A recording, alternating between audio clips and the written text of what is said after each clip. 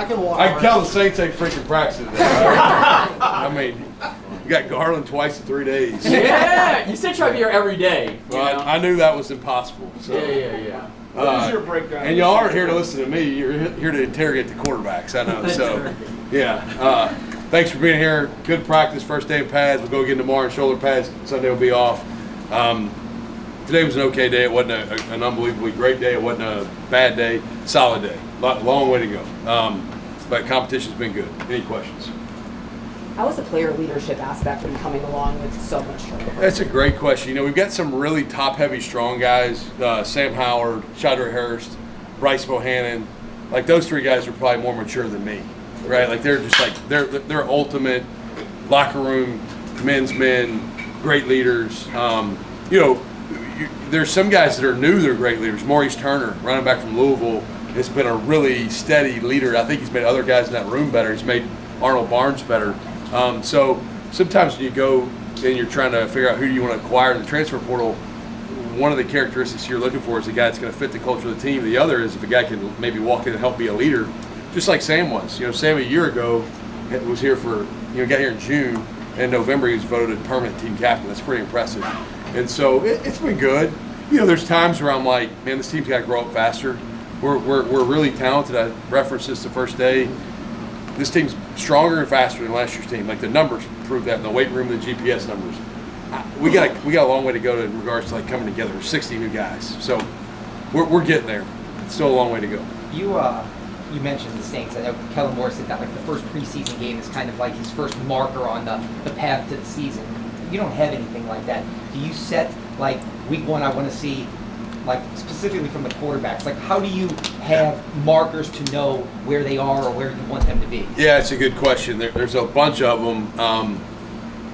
We'll get to the other side of tomorrow's practice, and with the four guys that are kind of in the running, we'll then have to go, okay, we may have to taper some reps differently. I don't have a hard and fast deadline on when we're going to name a starter. We may play two guys in the first game. I don't know yet. Like, I'm not really sure.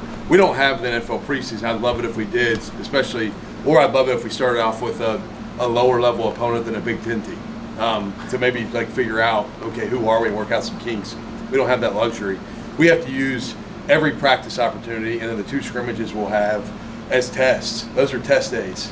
And, as we move forward, I think you'll probably see us have to kind of maybe give the lion's share of the reps to two or three guys after this week, and then after that, for sure, only two guys really would get a lot. And I think, but you never know. I mean, going through last year's process, I've been through this a couple of times now.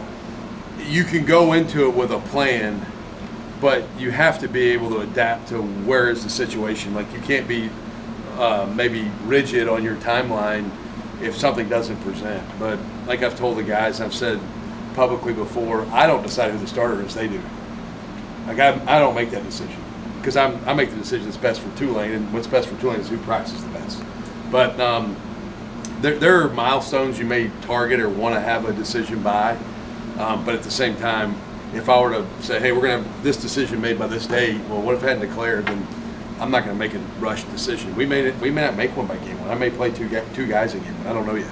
You talked about wanting to bring in guys that help culture-wise. I know, obviously, Jake, he only got here a week ago, and yesterday, you said that you were impressed by how far along he is by how quickly he's already been here. But from a culture and leadership standpoint, you address what you want when you bring in guys outside to address that stuff. Has he addressed, the culture and leadership thing at all? He's been good. Time? In the recruitment process is what most people would call it. I call it a selection process. We're selecting them. They have to select us back. It's not the NFL draft. It's a mutual selection process where I go, hey, I want that guy to be on our team, and then he has to make his decision, go, I want to be on this team. I sometimes de-recruit. Like, our staff, you'll heard me say that. Like, I have such honest conversations with guys that, like, my assistant coaches sometimes are like, are you trying to get that guy to come here or talk him out of coming here? Well, what I don't want to do is them get here and then all of a sudden the situation be different, or them be like, man, coach changed. So I'm as real as I can be up front. I make sure guys understand this is the expectation. This is the standards of how we operate. If you're comfortable with that, man, let's go. And if you're not comfortable with that, do not come here. Go somewhere else, because you and I will both be miserable. And so Jake's fit into that really well. All the guys have. You know, it's unique to have 4 transfer quarterbacks. You know, our quarterback room after last year kind of it exploded, if you will. And so when you're rebuilding it, there is a component to what fits more. It's not just does a guy have a big arm. It's does he fit the room. And as we went through that process with Jake, I felt good about adding him to that room. The guys have been great. The competition's been good. The interactions with each other have been good. They've been quality. They've been authentic. They're pushing each other. They're encouraging each other. I've gone to that quarterback room every day during training camp and hung out for at least one meeting. And, man, it's a good group. It's a competitive group. It's a group of high character. Obviously, whoever goes out and starts game one is going to be excited to do that, and the other guys that don't get that opportunity are going to be frustrated, maybe disappointed. And I think they'll handle it well, but we'll address it when we get there. But Jake's been a good add in that regard to the room. Have you always done that with the quarterback room, or is that something new that you're doing this year because, like you said, it's an unusual circumstance? In regards to me going in there a lot, I always go in. I probably pop into the quarterback room as much as any of them, even though I'm a defensive background. You know, I think a lot of times the heartbeat of your team kind of starts in that room to some degree, that there in the O-line. And I like to just go in there and get to know the guys. Like, the football part matters, but to me it's as much about just getting to break down those walls and getting to know the person and what makes them tick. And so I always go in, spend time, and hang out. To me, it's extremely important to get to know the entire team.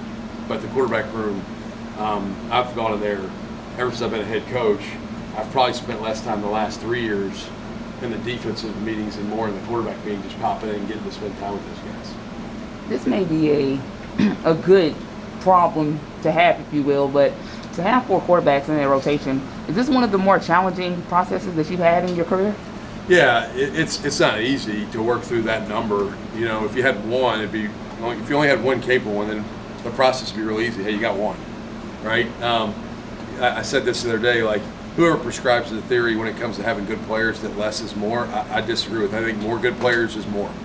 Like, I want as many good players as we can have.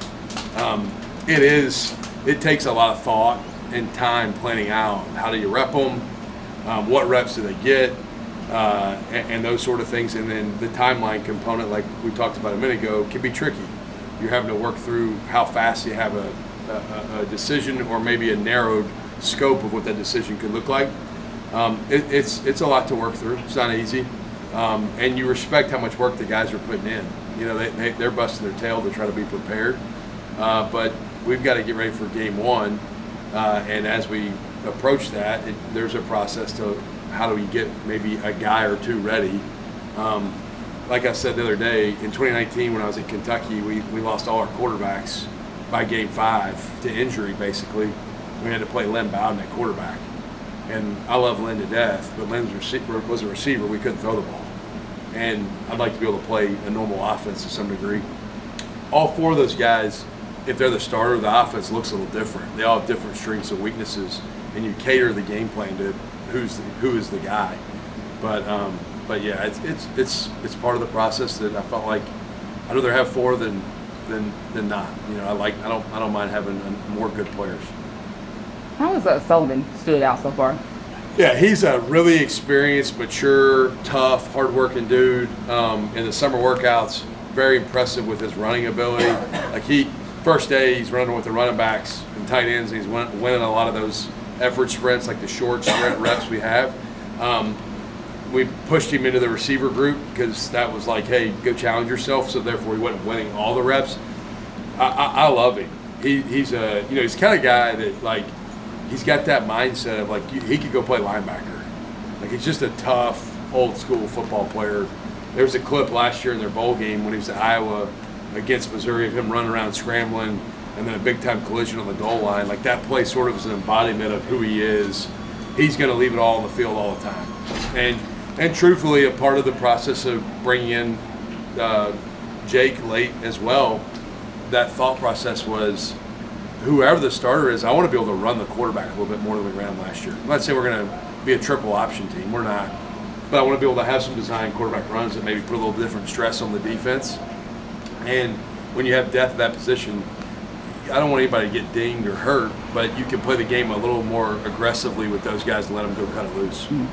Jon, the other day you talked about balancing practices with your sports science people and then trying to instill toughness at the same. How do you thread the needle in this day and age? Yeah, you have to be able to. You have a plan going to training camp. You have to recalibrate. Maybe I cut today's practice down by about 11 minutes from when I originally intended to go into it. You look at the yardage that the guys put on their legs. You look at the high-speed reps and what the max speeds are. And then there's a component to, man, these first 4 days, Wednesday, Thursday, Friday, Saturday, man, we're going to man up and fight through it. Like, I know you're going to be a little bit tired. I know we're going to have a guy or two cramp. Like, good. Let's get tough. You know, one of our favorite things that happened today is Jack Hollyfield, one of our centers, cramped at the very end on the last rack of the ones. He cramped on play 1, went down. Play 2 came out. Hotbacker was next to me on play 3. He goes, hey, we got one more play with the ones, right? He goes, I'm going back in. Like that, you're going to get into a situation in the season where you don't feel good, where it's going to hurt, where it's going to be hot, and you got to fight through it. So I really love these first 4 days. It's a grind. It's hard. After this week, we probably really start to even get more into the practice modeling of like, we go a couple days hard, a day off. A couple days hard, a day off from here on out. But these first 4, I want it to kind of suck a little. I mean, it needs to suck a little. If it feels great all the time, then you're really not pushing yourself. So there's a challenge there. We've only got I take that back, 2 guys that are long-term injury guys that are out right now from practice. So, I mean, we got a lot of guys practicing. We're pretty healthy through 3 days. Is there a risk-reward calculation that you had to go through in bringing in a late, kind of high-profile transfer at that position, and how would you summarize that? Yeah, there is. I mean, like I said this on, I guess, Wednesday. You start with the university side of things. Like I had our Title IX office fully vet the whole scope of what had gone on, what it was, and when it came out that it was an honor code violation. And our Title IX office gave me the green light and said, after doing due diligence, we're fully comfortable with adding Jake to the roster. But that was really step 1. Then you have to make sure there's an academic component that fits, because believe it or not, these guys still have to go to school. And so there has to be an eligibility academic component there. And then the roster football component is, okay, does this work? Well, I knew Jake going back a few years. I felt really good about the room we had. Us adding Jake was not an indictment on the guys we had here. I mean, I've said this multiple times. We can win games with Caden, Brendan, or Donovan. And maybe the game might look a little different by how we play, but I believe in those guys. This was just an opportunity to add another good player in the room and make the competition maybe stronger, and then allow us to go play those guys with a carefree, aggressive mindset. Like I referenced Brendan's strengths, man, that play in the bowl game. If he's the guy in the game, I want him to go run the ball like he's a daggum running back, because he's a big, tough, physical dude. And I want to play the game that way. And so there's some complications there, but I was very transparent with the guys in the room. I was also very upfront with Jake. None of them were promised anything in regards to who was going to start to come here. You know, in the recruitment of every one of these 4 guys that's come in that's a transfer, I've told them all, hey, you're going to get what you earn. Who's going to start? I have no idea. And if you need any sort of promise or guarantee of playing time to come here, then do not come here. Go somewhere else. Do you ever think that philosophy and that impact could end up, I don't want to say like hurting your chances, but hurting maybe like a transfer portal reputation? Because a lot of guys in the portal want to go somewhere, and play, and if they feel like they're going to have to, kind of fight for a spot, like, do you think that if there's anybody that's afraid to fight for a spot, I don't want them on my team. If you're scared to compete for a spot, get the hell away from me. Like, stay as far away from me as possible. That kind of makes me cringe to think a Division I football player would be afraid to compete for a spot. If there's anybody out there like that, I don't want them in our program. Ever. I don't care how good they are, because they're not going to win. Show me a great quarterback who's won a Super Bowl that doesn't mind competing for a spot. Tom Brady had no problem competing for a spot. Compete every day. It's one of our program themes. That's what I love about the room we got. They're all great with competition. They're competing with each other, not against each other. They're making each other better, not pushing each other down. What's in there? Good. Thank you, awesome. Coach.